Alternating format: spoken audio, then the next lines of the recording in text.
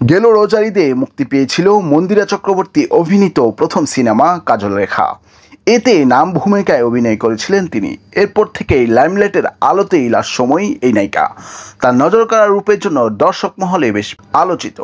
গুঞ্জন রয়েছে নায়ক শরীফুল রাজের সঙ্গে তার সম্পর্ক রয়েছে।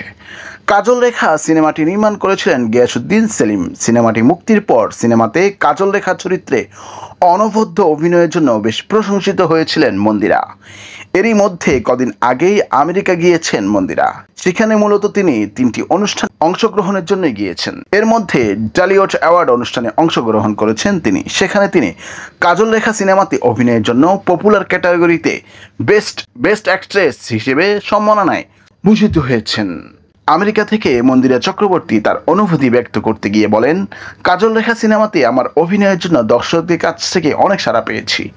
আবার যারা আমার কাছের মানুষ এবং শিল্পী সহ আরও অনেকেই কাজল রেখাতে আমার অভিনয়ের প্রশংসা করেছেন। তিনি আরও বলেন, প্রথম সিনেমাতে অভিনয় করে আমি এই দর্শকের কাছ থেকে যে ভালোবাসা পেয়েছি তাতে শিল্পী হিসেবে আমি ধন্য। দর্শকের ভালোবাসা রেসপন্স প্রতি মুহূর্তে আমাকে মুগ্ধ করে। তবে এবারের বিষয়টি একেবারেই আলাদা। এর আগেও আমি সম্মাননায় ভূষিত হয়েছি, তবে এবারই প্রথম আমি কাজল রেখা সিনেমাতে অভিনয়ের জন্য বেস্ট অ্যাক্ট্রেস হিসেবে সম্মাননা পেয়েছি।